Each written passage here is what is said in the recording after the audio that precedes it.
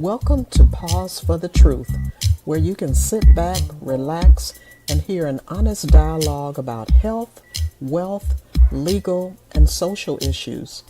The hosts are Dr. Rogers Kane, family practice physician, and Jocelyn Turner, health education consultant, with co hosts from the Northeast Florida Medical Society and its foundation. Stay tuned for the truth about matters affecting you and your family. We're here to tell you what's really going on and why.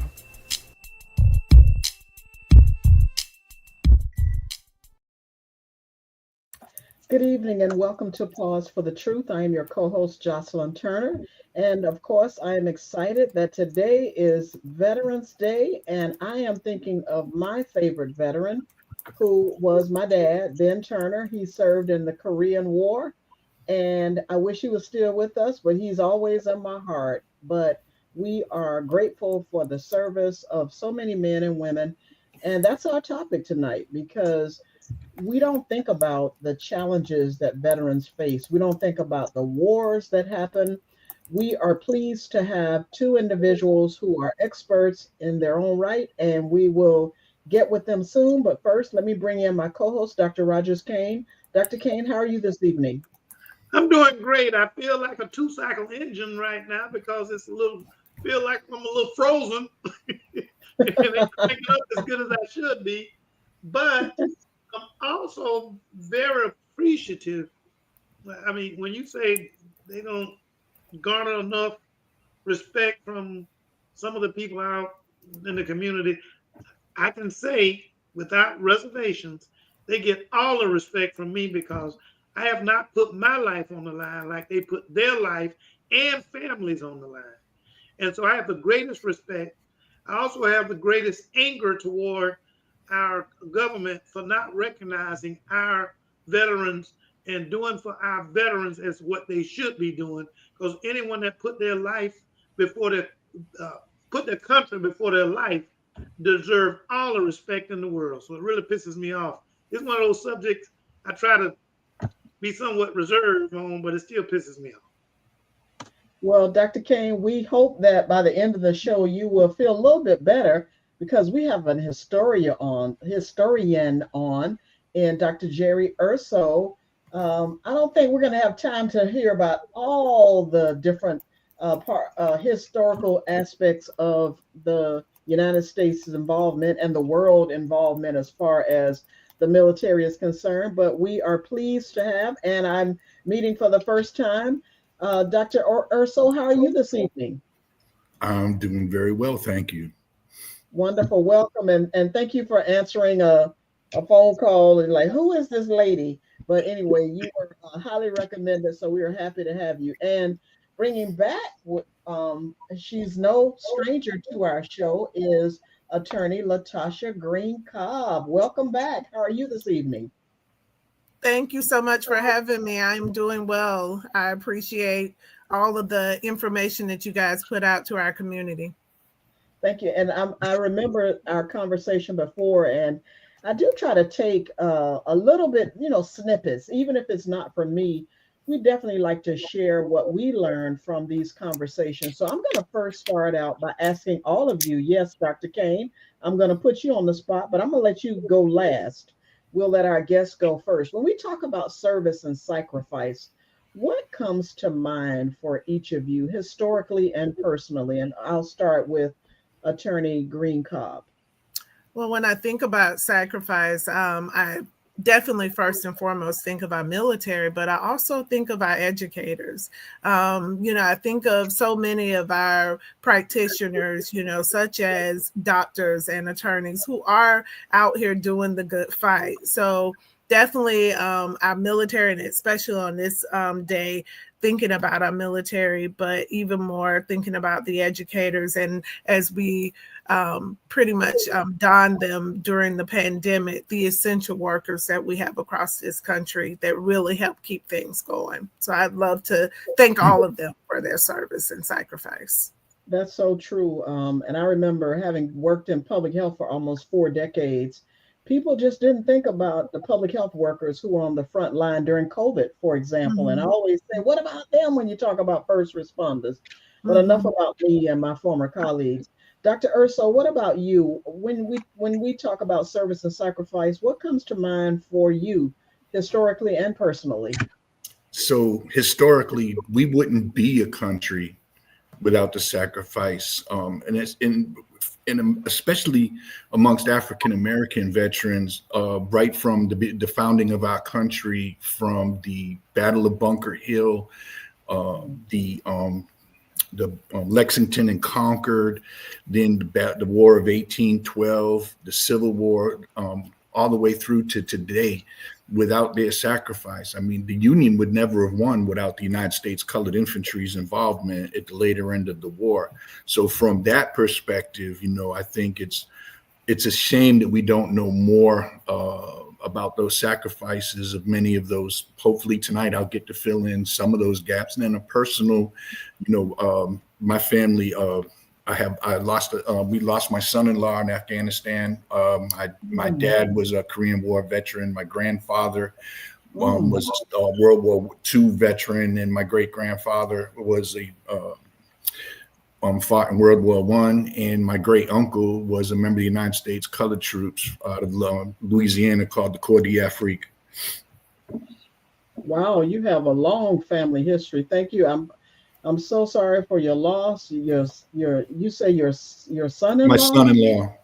Oh my goodness, my goodness. Oh, I know that's devastating. Any family member, but to lose a child, again, I'm so sorry for your loss. So let me ask you a question. How has America's relationship with its veterans changed from early wars like World War II or Vietnam to modern conflicts? I think you have to go back to the founding of our country. So one of the little known, everybody knows who Crispus Attucks is from the Boston Massacre, but most people don't know that the first person shot in the line of duty as a soldier for this country was Prince Estabrook. So at the Battle of Lexington and Concord, he was shot and was almost mortally injured. So his duty was that when he got shot, he went to the Buckman Tavern, and there was a bunkhouse behind it where the Patriots stored all their ammunitions and gunpowder. And if the redcoats had penetrated that door, he was going to blow up everything and himself in it, so that they couldn't get those munitions. So, the first soldier in our country was a black man named Prince Estabrook. Yeah, it's interesting. I'm ashamed to say you've mentioned two things that I've never heard before, and that is the battle. What did you say at Lexington? I never heard Lexington of that. Concord, yes, ma'am. Lexington. And I think about all the banning and all the things that have been going on in our schools and educationally here in this country. And to me, there are so many things that folks don't know about our history. And obviously, as much as people don't want to or receive it, I'll say, history is important for us to know about because it will help us understand and appreciate what's happening today. So it's a shame. I can see that we could probably have you back and you tell us a little bit more. Dr. Ken, you had a question, did you? I don't want to hog up the conversation. No, I didn't have a question. I mean, I was just going to respond to yours, and that was that when I think about, the. Oh, that's right. I didn't give you a chance to answer. Sorry about that. When I think about service, I think about those individuals who have selfishly, they're unselfish in terms of the efforts that they put forth in protecting their friends, their neighbors, their community, the country. And they've been out there putting themselves on the front line, whether it's our veterans, in which, immediately the first thing that rings when you say service and community, we think about our veterans. But in addition, as our two guests both alluded to, those individuals who are in the community that may not be in the military, but they was unselfish in terms of dedicating themselves and their lives toward that community. But no one demonstrates it more I think, than the veterans because their dangers when they face them are very immediate. Okay, and then to come back to a country that they were willing to give their lives for, and to be treated like, can we say this on air? Be treated like shit. Excuse my language. You know, to come back and be treated like shit, just really pisses me off. And I can't say, and I am not a veteran, okay, but it still pisses me off. And Dr. Urso, my sincere condolences. No parent wants to die before their child. I mean, wants their child to die before them. And so, my sincere condolences. And there's nothing else that we can offer you to replace that child, unless it's something that you let us know what we can do to help you get through that particular, what's the word I'm looking for? That particular difficulty in your life.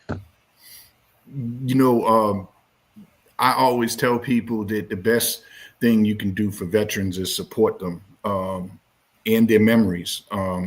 Whether it's to be the Till Valhalla Project, where you can just simply go online and buy a T-shirt, and that helps support and honoring military families. You know, I've been working with Dr. Danford. Hopefully this next year or so, we will get that Veteran Empowerment Center built. You know, I was really honored to, you know, help him with the wall of honor that they have and include veterans that weren't recognized when we had a Hall of Fame induction ceremony. Hopefully I'll get to mention a couple of those veterans today because they're unheard of and their sacrifice is well beyond the pale. Yeah, so true. Like I say, you've already mentioned a couple of things that I had never heard of before. When we talk about, you know, history, what lessons from history should guide how we support today's veterans? If you don't mind, I'll interject in that. I wasn't around during this time, but I've heard several stories about what it was like for our veterans when they returned here to the States from Vietnam, or even in the case of my dad coming back from, you know, Korean War and World War II.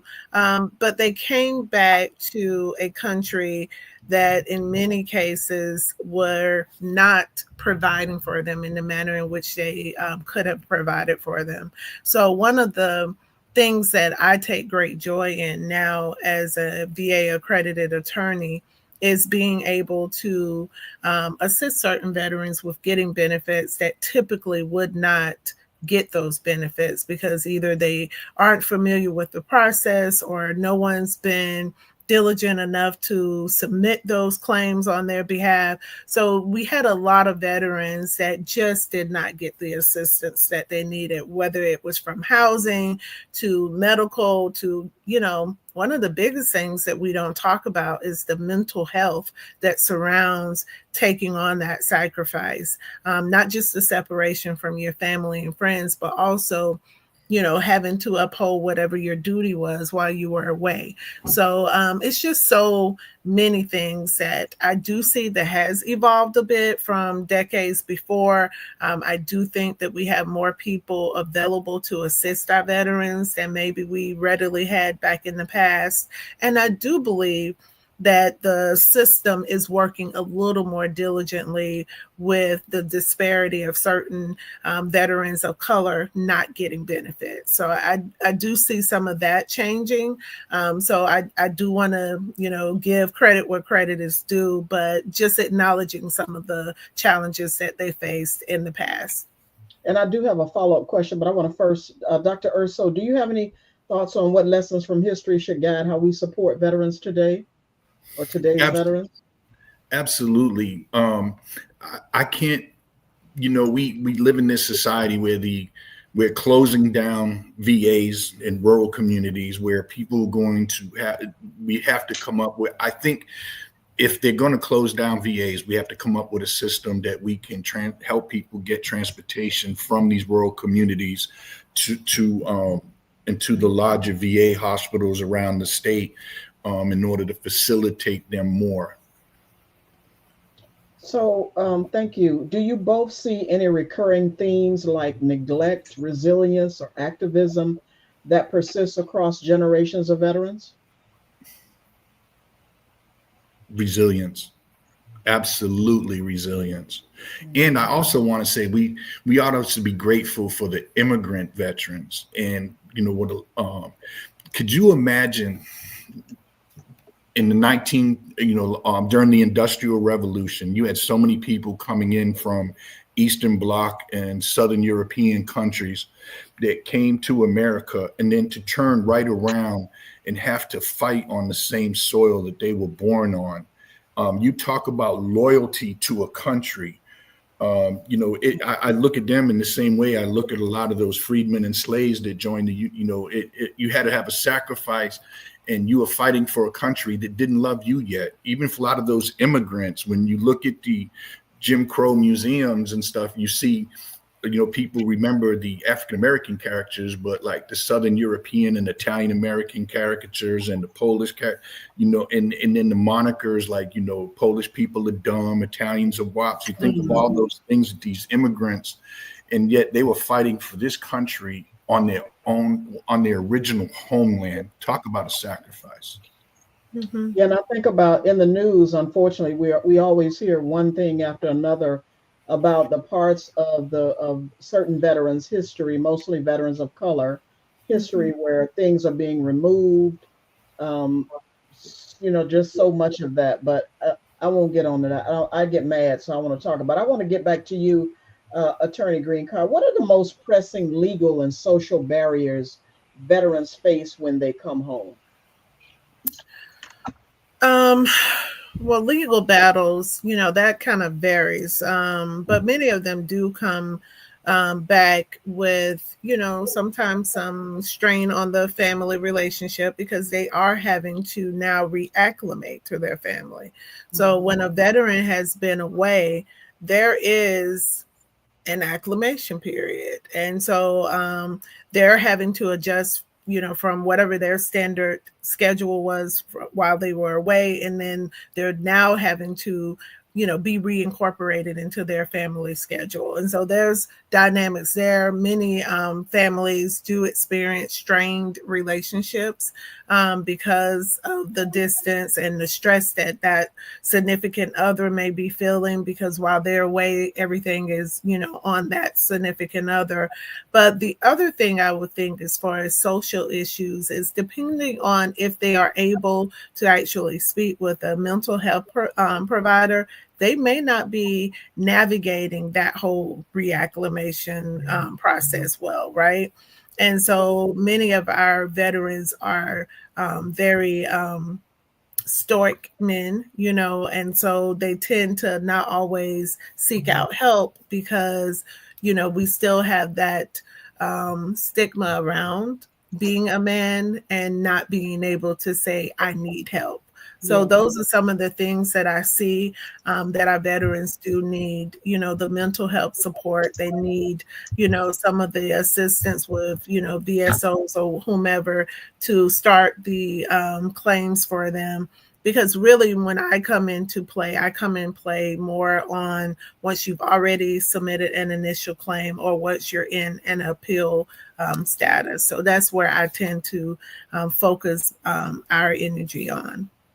How do we get the word, though, Dr. Urso, and I'll also include you? How do we help veterans to understand what their benefits are? And I'm getting ready to be a little, somebody was telling me a situation the other day, for example, the spousal benefits when the veteran is gone.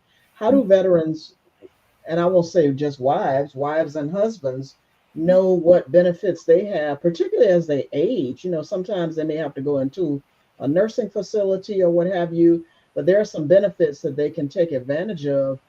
Are they given a packet when they leave? And I'm just saying, how do you know? It depends on, where they're stationed, because some stations are very diligent with having like an information session when they're preparing for retirement. I've done one out at the 125th, out near the airport. I've done one, a presentation there. So they do bring out people to provide information as some of the service members are preparing to separate from the military. So there are certain stations that do offer those things. And then you have some stations that may not be as diligent in providing that information. But again, most of your VA accredited attorneys, as well as your claim agents or even the VSOs, if they go to va.gov, they can look any of us up. Yeah, and that's the one thing though that's such a I mean, I'm okay with going online, but I think about elderly spouses, for example, if the military vet is no longer with them, because they're deceased, how will they know what spousal benefits are available to them? Is there a number you could? Well, nobody's working now, though. Come to think of it, so are they working? I'm sorry, I digress. They are working, but not at the same level that they were working prior to the shutdown. But I am still getting decisions that are coming in since the shutdown, because the shutdown's been going on, about 6 weeks? And so I am still getting decisions for clients that are with our firm. So I do believe they are still working. I'm not sure how the response level is going if you call the 800 number, but they are still at work. So I would recommend, I know quite a bit of my clients come by word of mouth. Most of my clients come by word of mouth. Someone has told them about our services, they contact our office, and so we start the process with them that way. But, there are some dynamics that some of our spouses have to be mindful of. But outside of that, if nothing else, just call and get the information, because you never know what is available to you if you don't inquire about it. Yeah, Dr. Urso, did you have a comment? How do veterans get the knowledge, and also their beneficiaries, like spouses, for example? What can we do other than have these kinds of conversations? So I know in my family's case, my daughter at Jacksonville Air Force Base in Arkansas, they did have a counselor to work with her and then, my daughter went back to college because of the benefits, and my granddaughters have scholarships, and there's, healthcare and so forth that they were provided. And so in that instant, that information was ready available to her, and they navigated her through the process. I know with Dr. Danford, his vision with that Veterans Empowerment Center is a place where they're not going to provide the benefits at the Empowerment Center, but its goal is to get people through the red tape and to be able to access all the benefits that they're entitled to. When you go down on Union Street, where his current location is, and you see how many homeless veterans we have on the streets. And we look at them and, well, they're drug addicts or they're alcoholics. Well, they never got the access to, for mental health benefits. So people turn to things to rid themselves of thoughts and feelings, and they do it through substances when they don't have the ability to get treatment for PTSD and so forth. One of my best friends committed suicide. He had PTSD, and he was a veteran, and he had my God, sometimes when we go on trips together, waking up in the middle of the night screaming, or like when fireworks. I remember one 4th of July, he just, he felt like he was being shell shocked back in Iraq. So it's all about access. I mean, I see, Attorney Cobb is well more versed in that area than me, but I would just say that it's all about the access and finding a middle ground of a central place where veterans can go, and that some people can navigate them to all the different agencies that are available to assist them. Today is Veterans Day, and there have been parades and stuff like that. Where do you see the biggest disconnect between how America honors veterans symbolically and how it supports them in practice? Before you get to that, let me ask you this. Let me state this at least. Even when we get to the point where, veterans, as Attorney Cobb,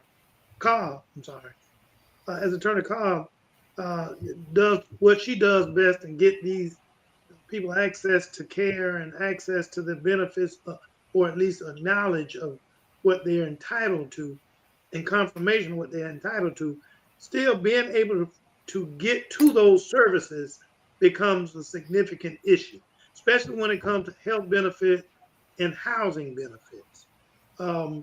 And so what I and many of my other brothers in the Northeast Florida Medical Society, we making a special effort to try to assist veterans with what they need from a health standpoint, because that's when we can contribute best. From a health standpoint, what they need to just make it from day to day and take good, have good health provided to them. Mm-hmm. The problem is getting information these days is getting information shared with us to help provide that veteran for he or she benefits that they so wholeheartedly deserve. Mm-hmm. And when you can't get the information like we used to be able to get it, we had some physicians over there in the VA administration, in the VA hospital, that they were very cooperative, and it was a level of cooperation between the private sector and the military sector or the veteran sector. We're trying to make sure that the veterans were taken care of. What I've seen these days is a resistance from those individuals there to help us help those veterans, because as Mr. Urso was saying, when they close the rural VA area, and quite frankly, be actually honest with you, to some degree within this, the urban core within the community, when they close those things off, those veterans, the only place they can go is to private physicians. But we need access to what their medical records and what they need for us to be able to provide adequate care. So now, what I'm trying to get to is, how can we go about encouraging the government to share that information with those providers who are out there trying to provide those services? I mean, I don't know if you guys have an answer to it, but at least I'm just trying to see how I can better do my job. It's also how the benefits are distributed as well. Okay. And I'll give you a case in point. Everyone's heard of the GI Bill, right? For veterans from Korea and World War II. African Americans did not have access to the funds that many of the other veterans received. So many of them didn't get the GI Bill. You can go back to World War, and if you wanted to talk about lynchings in this country, lynchings have always been a part of our country. But if you look at 1917, 1918, when Black veterans were coming home wearing that uniform, they were lynched for wearing that uniform. Right down to the Rosewood Massacre and Sylvester Carrier and Aaron Carrier, veterans. The one thing I can't stand more than anything is the hypocrisy of patriotism. And how can we go around with patches and American flags everywhere, but not distribute or care about veterans equally? And it's always been a problem in our country. And for me, that dichotomy just comes to this, how, someone can fight for their country and he's honored, and someone that comes home from the same war is lynched. Yeah. Our country. I'm sorry. No, go ahead, man. Affordable housing for vets, and I think what the listener was trying to do is, what else can we do to provide greater access, encourage the government to get better housing for these veterans, because no veteran has any business living on the street. None. Correct. I agree. The sad reality is we still have to accept that some people have chosen to live on the street, but it definitely should not be forced. So there should be opportunities for those that do want to be in a home. Now, one thing that our firm is doing, and we're in the process of doing some rehab right now, is we are looking at shared living spaces for, our disenfranchised individuals. So our veterans being one that would have more of a priority, because we know that they want to have some level of independence, but maybe not have the full responsibility of a regular space, full home. So we're looking at those things, but, there's always still work to be done. That's my part that I'm doing in my little, corner of the world. But there's definitely more than enough opportunity. And many times when we are looking at some of those individuals that are on the street that are dealing with mental health issues, many of them are eligible for veteran benefits. I've actually spoken with one of the transient, or as I like to call them, neighbors, because I'm right off of Union Street as well. So our office is, I tend to call them neighbors because I think is, a better connotation than, the alternative. But I've spoken with one guy and he's like, oh yeah, I have my benefits. I have this, I have that. But for some reason, he's not sheltered. So, until they trust you enough to, navigate and allow them to open up and help you figure out how you can assist them, sometimes it's a little more challenging, because again, we are dealing with pride or other things as to why they may not be as willing to share. But I do know that we are rehabbing. We are looking at a shared living space. Right now, we're going to probably have about 4 rooms in that particular property. Is over in the Edgewood area. What do they call that area? I'm trying to remember the name of the area, but it's where all the Magnolia Gardens. Not Magnolia Gardens. It's near. It's past. What is that? US 1, but going down Edgewood. So kind of near the Paxton area, but they call it something else, I thought. Mm-hmm. But that's where one of our properties is. And so, it'll be 4 units over there. So, they'll be able to do a room and have a code on their room. So their room is private to them and they share a bathroom in the kitchen. So you got to build that, is what you're saying? They're building these? No, sir. I'm actually taking a regular property, a regular residential property.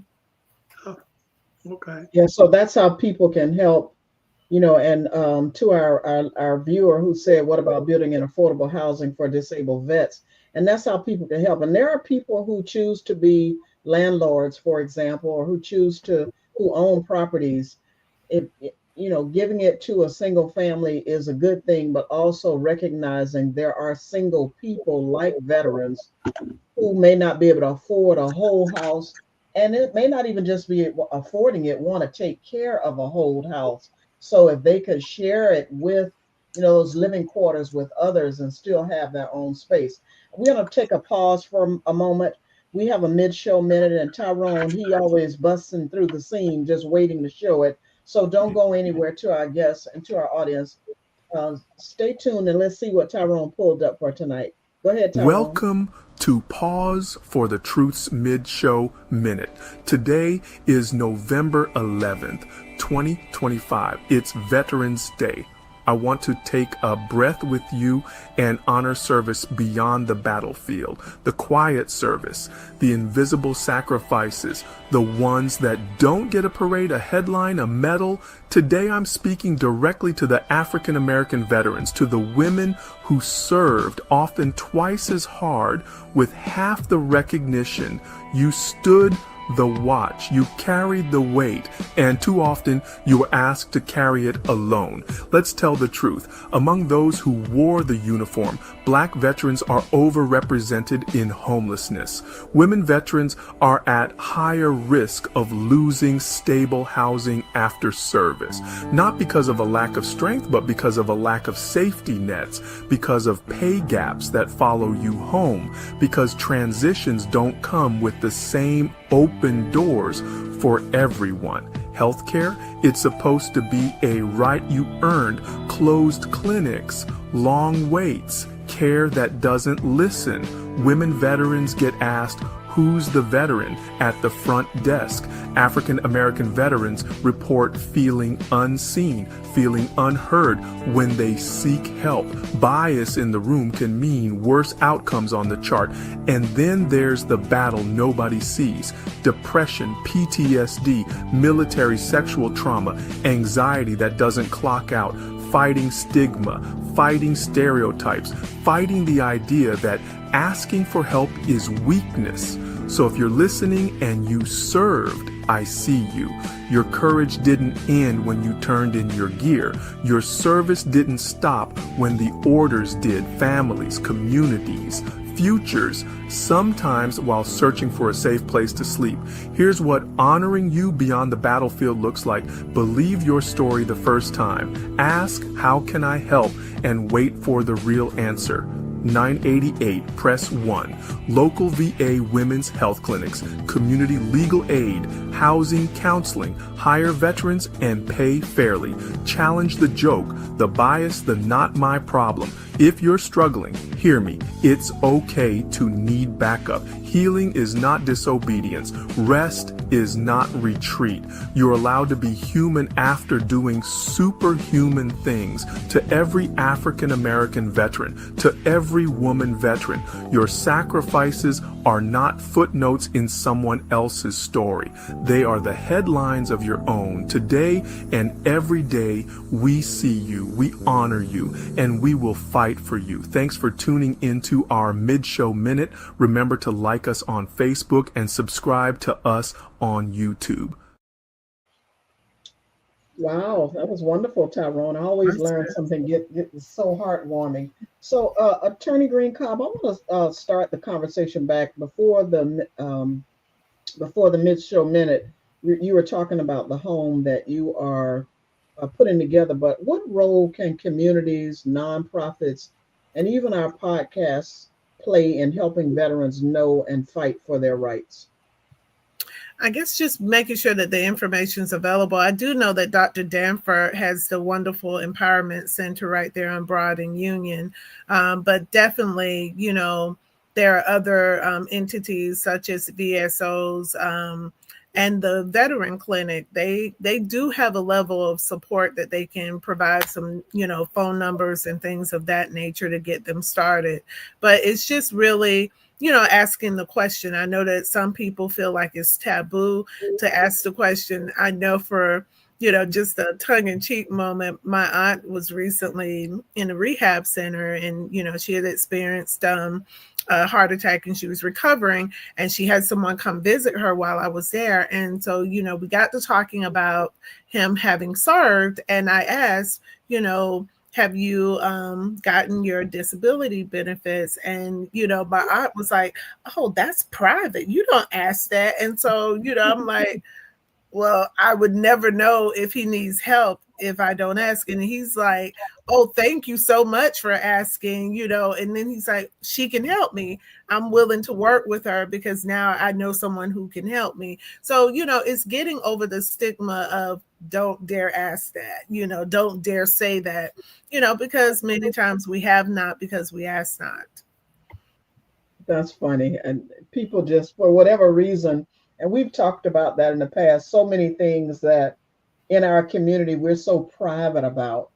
Like, you have to have conversations, because if we don't know, then how can we help? Can you share, Dr. Urso, an example of a key policy or social movement that significantly changed the trajectory for veterans? I think it would start with the Grand Army of the Republic. So at the end of the Civil War, the first integrated Veterans Association was called the Grand Army of the Republic, which helped widows with their pension benefits. It had programs. I mean, when we're talking 1865, and the problem with the way it was set up was it only stayed in existence until the last veteran of the Civil War passed. So, but they did have programs to assist people with their pension benefits and then help the widows get their pension benefits. So, and there was a post right here in Jacksonville, Florida. So I think that was the actual start. And let me go back to what she was talking about when it comes to the unsheltered. This is that fake patriotism that I can't stand. It just eats at me.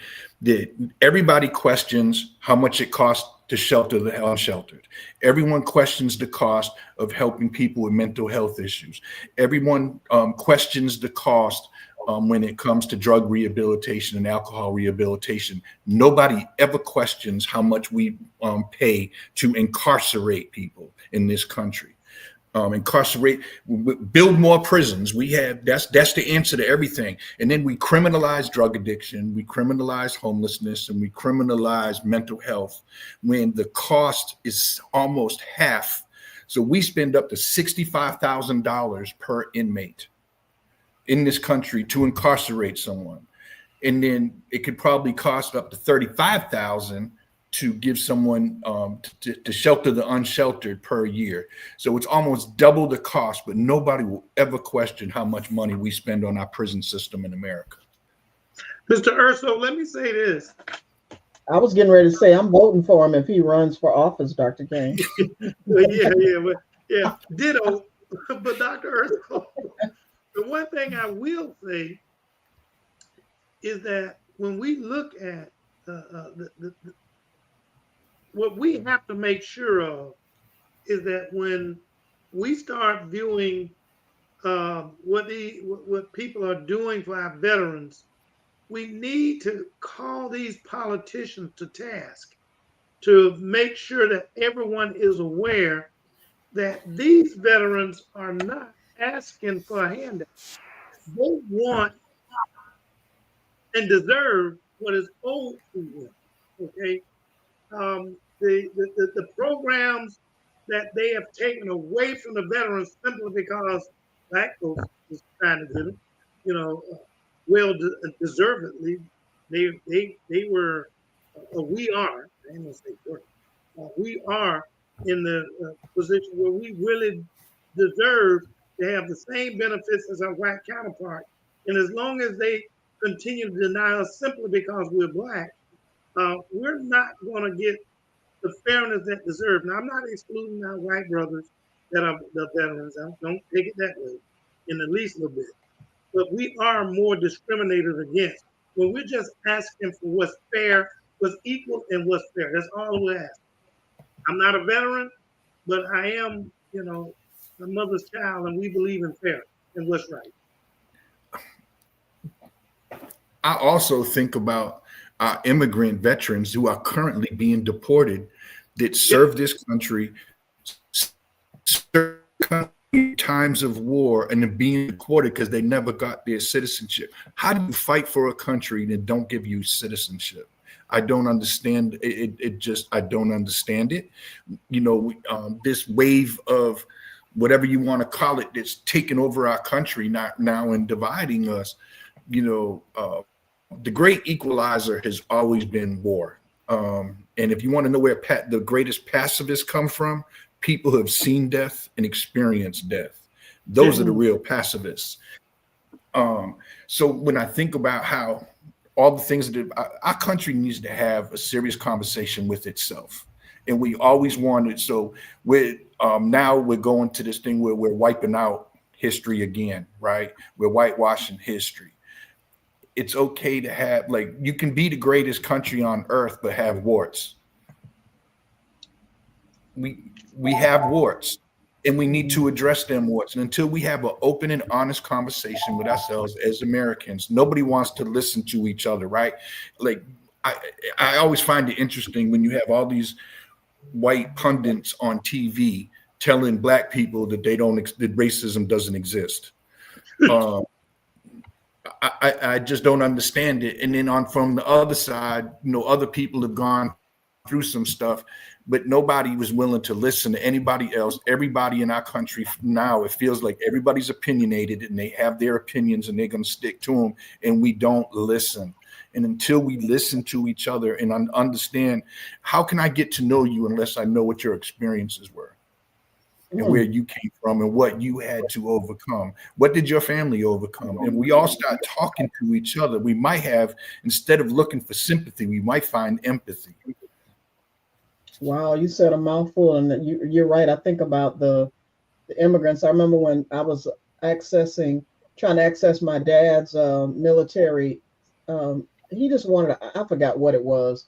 And I learned that he didn't get his, what is it, DD, what do you call it? DD 214. Right, because there was a fire that happened during that era, and all the papers were destroyed. So all I could get was a copy of the application where he applied for military service. It was just so ridiculous. But I want to ask, how does bureaucracy within the VA or other systems impact veterans' access to justice? Justice? There's some level of bureaucracy, but that's where people like me come into place. You have your VA accredited attorneys, you have your claim agents. We are the extra step beyond the VSO. So many of us, have certain skills or niches that we are, comfortable with, and that is what we do. So, many times I do go after benefits that have been denied in the past. But typically when we bring a client in, we start with them as to what are their claims. And then we request their records from the VA. And so we're able to ascertain what they've actually applied for in the past, what they actually currently have. And we, have a direction of how we're going to move forward in the future. But bureaucracy, of course it's everywhere, but I cannot say that it's not getting better, because many of the veterans I'm helping probably would not have gotten assistance even 15 years ago. They wouldn't have gotten the ratings that they're getting now.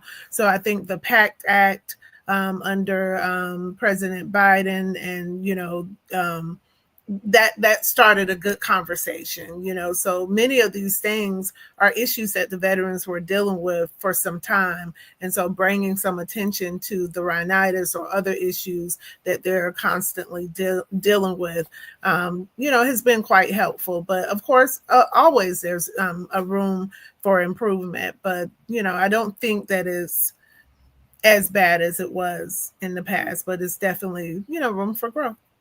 Yeah, I was going to ask, what are some of the legal or policy victories that have most improved life for veterans in recent decades? And you just mentioned something that President Biden, that happened during his term. Anything else that has happened, any victories? I don't want everything to, I hope that there has been something positive that have happened for veterans that we can, I won't say celebrate, but at least know about.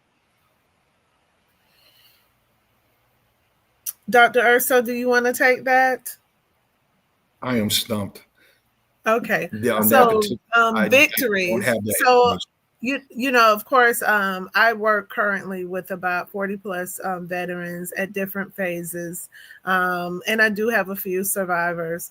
But what I will say is that what I see as a victory is we are getting more people, empowered with information to help navigate the system for themselves, to help advocate for themselves. So many of us are the professionals that you see, from accredited attorneys to the claim agents. We are helping them navigate this process. So we may talk to them about what it looks like when they go to a CNP exam. We may be assisting them when they're looking at going before the Board of Veteran Appeals. So there's several aspects that I feel like is, a move towards the positive direction, in the right place, but definitely always, more room for growth. My personal victory that I think about, and at this point now,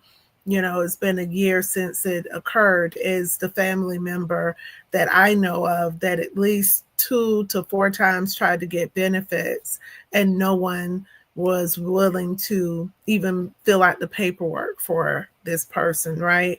And so to be in the position I was in and being able to say, okay, I will fill it out, and what's the worst can happen is a waste of my time, right? But at least I know that I have attempted to fill out this paperwork, and to fill that paperwork out and get an immediate, it took about 8 months for the decision, but straight from 0% to 100%, it has changed this relative's life phenomenally.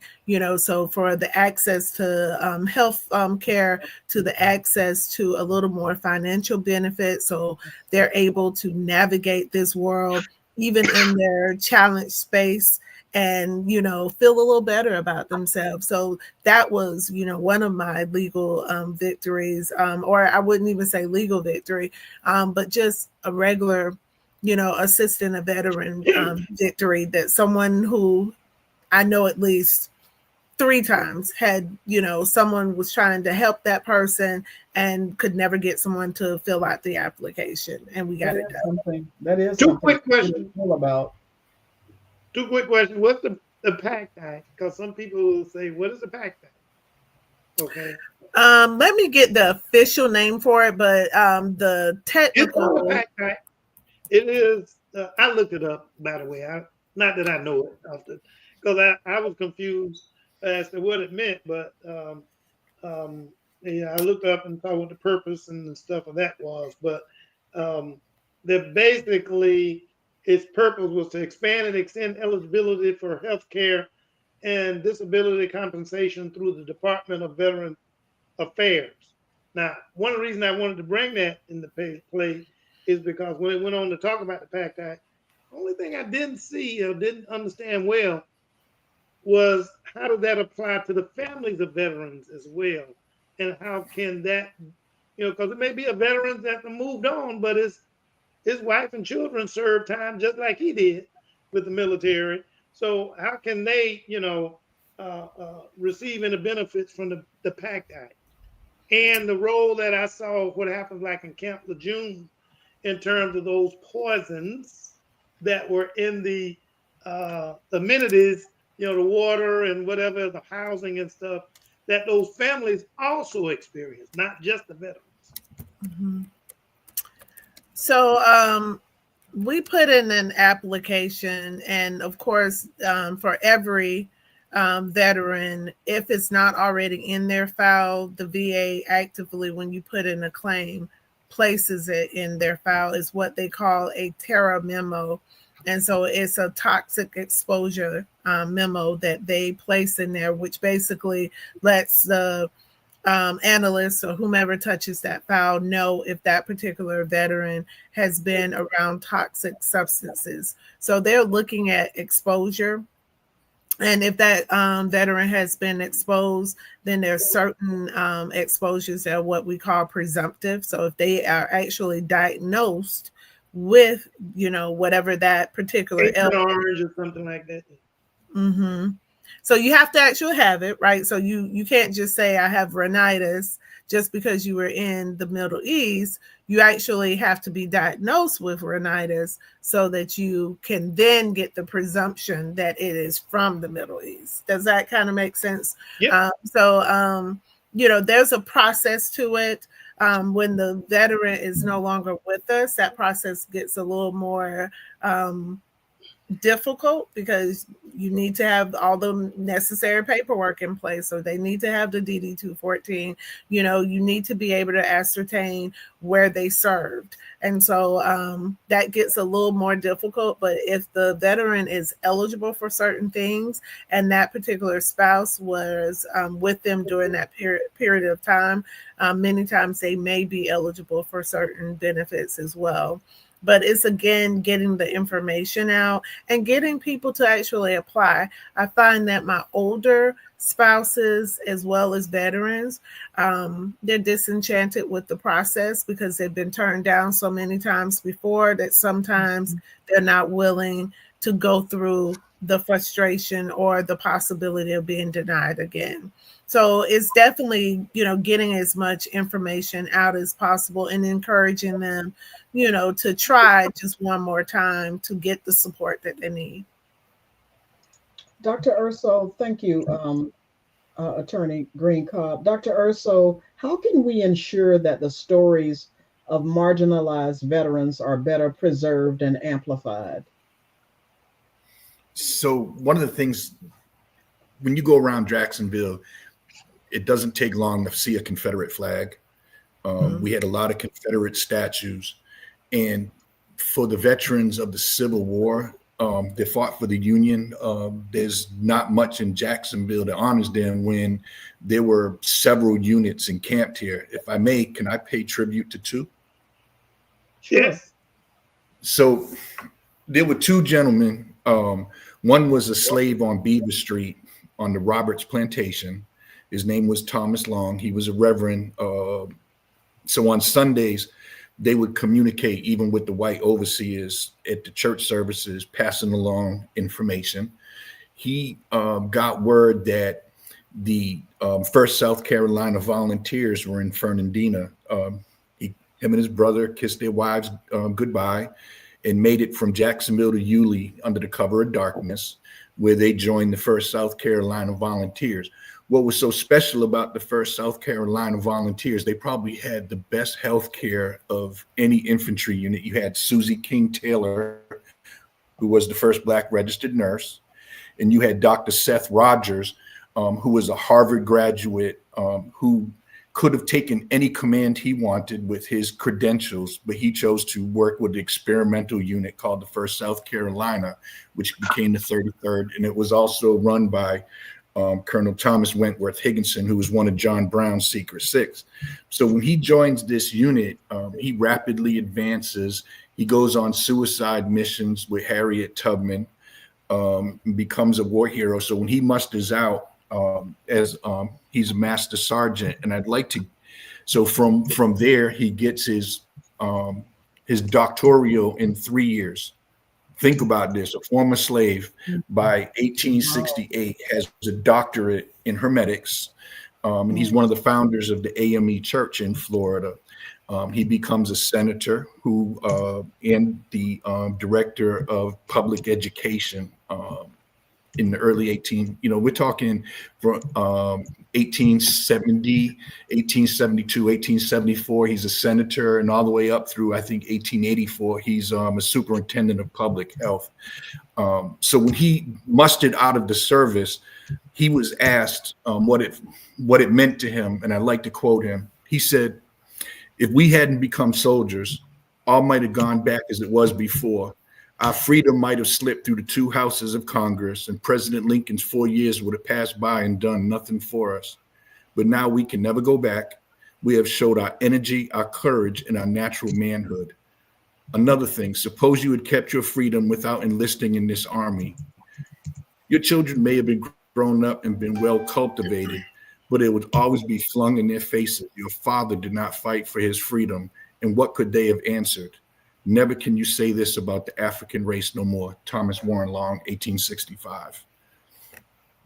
I want to know when you have story time, Dr. Urso, because I tell you what, I've really learned some history from you tonight. Like, wow, never heard of either of those individuals that you named. Thank you. That was very powerful. Well, listen, I want to first write before we end the show. We had a couple of comments. One from one of our viewers said, veterans can also write letters on their behalf about injuries that occurred to them in detail. That holds a lot of weight. Submit those letters to the Evidence Intake Center. Thank you, to our viewer who said that. And there was another comment. Tyrone, can you put it up, please? That someone had, if you will, I don't want to end the show without also if it was a question for our guests. Dr. Kane, do you have it? Oh, today South Carolina has the nation only admitted whites only towns according to their HOA citywide stat. No, Tyrone, it was something else. I think it was thought it was a question someone had. about some assistance that, anyway, we'll come back to it. Well, it's the end of the hour. We always run out of time. Great discussion. Thank you both so much. I mean, I think it's just so much that we don't know. Oh, here it is. It seems as though many of the mass shooters are veterans. What is being done to identify veterans who demonstrate abnormalities before separation from service? Do either of you have any comment or feedback on that? That's for the next conversation. Yeah, Yes, ma'am. I would prefer to hear from someone who is actively serving, because they would have that information more than I would. Thank you. Thank you. Well, we're at the end of the hour. Thank you both again so much for your expertise, your knowledge. I mean, really, I mean, to have a historian on is just amazing. And Attorney Green Cobb, thank you so much for what you're doing. But we do like to give our guests an opportunity to share their final thoughts regarding tonight's topic. So, Attorney Green Cobb, what are your final thoughts for tonight? And feel free to share how folks can get in touch with you if they want to seek your help or your expertise or knowledge. Hopefully, Mr. Jackson can place in the chat our contact info. But just for those that are listening, you can call our office at 904-383-4322. That's 904-383-4EAC. In my final closing comments, since we are focused on service and sacrifice, I do want to encourage our veterans as well as their families to reach out to the various veteran services that are across the city. So City of Jacksonville has departments or offices that assist, as well as VSOs. So, I just want to encourage people to seek the help that they so deserve. But I also want to take a moment to thank our veterans again for their dedication, for their commitment to go towards danger when others are running away. And I also want to remember their families and their significant others, because many of them are sacrificing as well when that person is gone away. So just thanking all those that give their service and sacrifice to this country. You are very appreciated. Thank you. Thank you. And that's so true. Dr. Urso, what are your final thoughts? First, I just think that history is the great equalizer. I think that I love history, American history, that encompasses every race in American history. There is no separation of African American history and American history. They are entwined, and we need to look at it as such. And secondly, in addition to thanking all our veterans, I think about those door knockers. It used to be during World War II and Korea, it was Western Union people that gave bad news, and the Army Corps, that assist with bereavement and have to be the ones to knock on somebody's door. I think about them today, that how hard it is to knock on someone's door to give them the information that their loved one had just lost in the line of duty. And I think those are some of the most underappreciated people in our service that have to carry that weight. And I think of them also today. Thank you. Thank you so much. Dr. Kane, your final thoughts as we wrap up tonight's show? Yeah, I want to thank both of our guests for coming on and sharing with us their thoughts, their knowledge. We want anyone and everyone listening to take advantage of both of our guests and utilize their thoughts and their knowledge, especially those veterans that need the help to move forward in their life and need help and the families of those veterans who may not still be with us, to also be able to utilize the help that our guests can provide. And the only other thing I'm going to say is that since it's still up on the screen, since talking about identifying mass shooters, I think we'll start with that. They don't look like us, and then I'll let the rest of it flow as it may. Thank you, Dr. Kane. As we bring this meaningful conversation to a close on this Veterans Day, I'm reminded that service does not end when the uniform comes off. Tonight, we heard how history, law, and lived experiences all intersect to shape what life looks like for veterans beyond the battlefield. From Dr. Urso, we were reminded that every generation of veterans tells a story of courage, of resilience, and sometimes of neglect that becomes part of our nation's moral record. And from Attorney Green Cobb, we heard how justice and advocacy continue that fight today, making sure those who served are not forgotten in systems of policy. The truth is, honoring veterans means more than a thank you. It means building systems of care, opportunity, and understanding that reflect their sacrifice. It means listening to their voices, challenging the barriers that still exist, and standing beside them long after the parades are over. To our listeners, if you know a veteran, reach out. If you employ veterans, support them. If you lead or serve in your community, make sure their needs are part of the conversation. On behalf of my co host, Dr. Rogers Kane, and our behind the scenes technology guy, Tyrone Jackson, we thank our guests. And most importantly, we thank every veteran for your courage, your service, and your sacrifice. Until next time, keep pausing for the truth, keep seeking understanding, and keep building healthier, more just communities for us all. Good evening.